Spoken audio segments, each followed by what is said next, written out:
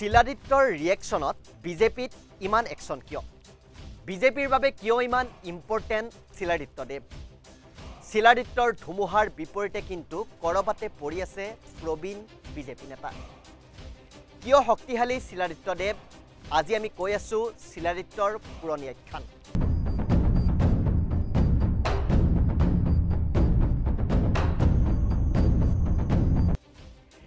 বিজেপিৰ 5 বছৰত হয়তো সৰ্বাধিক চৰ্চিত বিধায়ক শিলাদিত্যদেৱ। চৰকাৰৰ আৰম্ভণিৰ পৰা এতিয়া শেষলৈ শিলাদিত্য আখ্যানৰ অন্ত পৰা নাই। অৱশেষত তেওঁ টিকট কটা গ'ল। হোজাই সমষ্টিৰ বহুবল্কী বিধায়ক শিলাদিত্যদেৱ হয়তো কিছুদিনৰ পাছত বিধায়ক হৈ নাথাকিব। তাৰ পাছতে এতিয়া বিজেপি ত্যাগৰ নাটক, লগে লগে বিজেপিত হাহাকাৰ। বিধায়ক শিলাদিত্যক বুজাবলৈ লৰা ধপৰা লাগিল বিজেপিৰ বাঘা বাঘা নেতাৰ। তৰা নৰা চিঙি হোজাই পালেগৈ ৰাজ্যিক মন্ত্ৰী পীযুষ হাজৰিকা। শিলাদিত্যক বুজাবলৈ গ'ল বিজেপিৰ ৰাজ্যিক সাধাৰণ সম্পাদক দিলীপ শইকীয়া, নেডাৰ আহ্বায়ক ডক্টৰ হিমন্ত বিশ্ব শৰ্মাৰ দৰে নেতাসকল। শেষত শিলাৰ অভিমান ভাগিল। এতিয়া বিজেপিতে থাকিব বিতৰ্কিত মন্তব্যৰে চৰ্চাত থকা শিলাদিত্যদেৱ। শিলাদিত্যৰ দৰে এইবাৰ টিকটৰ পৰা বঞ্চিত হৈছে শিলচৰ সমষ্টিৰ বিধায়ক দিলীপ কুমাৰ পাল।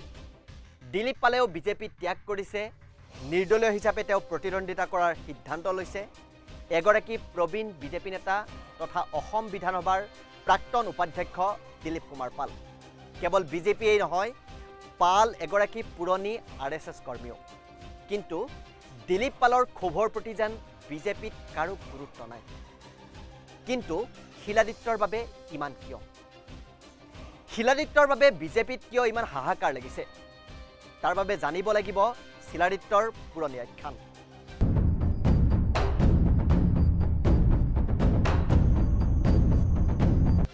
(1989) চনত গুৱাহাটীৰ আৰ্য বিদ্যাপীঠ মহাবিদ্যালয়ৰ পৰা স্নাতক উত্তীৰ্ণ হৈছিল শিলাদিত্যদেৱ।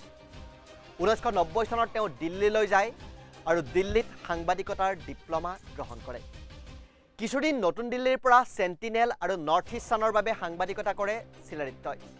1991 চনত বিজেপিত যোগ দিয়ে শিলাদিত্যদেৱে আৰু তাৰ পাছতেই কৰিমগঞ্জৰ বিজেপি সাংসদ দ্বাৰিকা নাথ দাসৰ ব্যক্তিগত সহায়ক হিচাপে তেওঁ যোগ দিয়ে কামত। পৰৱৰ্তী সময়ত ক্ৰমাগতভাৱে কেন্দ্ৰীয় মন্ত্ৰী কবীন্দ্ৰ পুৰকায়স্থ, সুভাষ মাহাৰীয়া, আন্না চাহেব MK পাটিলৰ ব্যক্তিগত সহায়ক হয় শিলাদিত্যদেৱ। এসময়ৰ আন্না চাহেব MK পাটিলৰ অতি ঘনিষ্ঠ আছিল বৰ্তমানৰ প্ৰতাপী মন্ত্ৰী নীতিন গাডকাৰী। 2005 চনৰ পৰা 2010 চনলৈ সাংসদ ৰাজেন গোহাঁইৰ সৈতে ব্যক্তিগত সহায়ক হিচাপে থাকে শিলাদিত্য।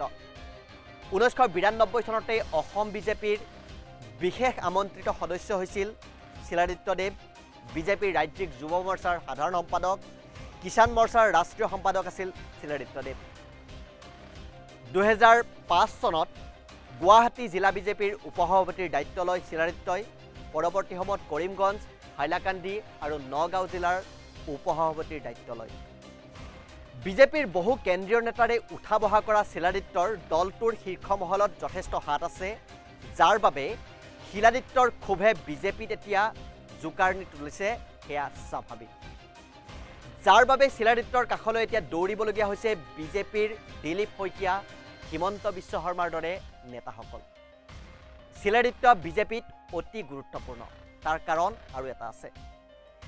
বিজেপি ত্যাগ কৰিলে শিলাদিত্যই নিৰ্দলীয় হিচাপে অৱতীৰ্ণ হ'ব পাৰে।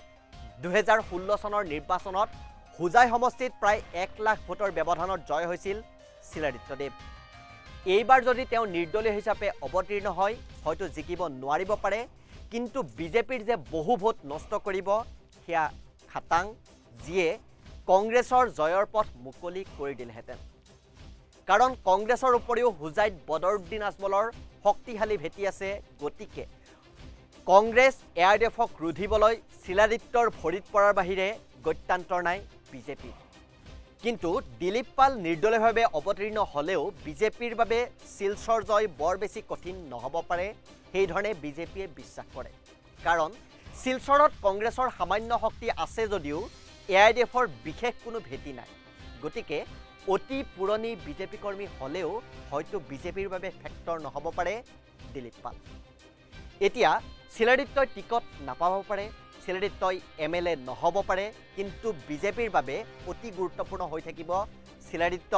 বিতৰ্কৰে চৰ্চাত থকা শিলাদিত্য আৰু কিছু বছৰলৈ বিজেপিৰ এজন চৰ্চিত নেতা যে হৈ থাকিব সেয়া খাটাং।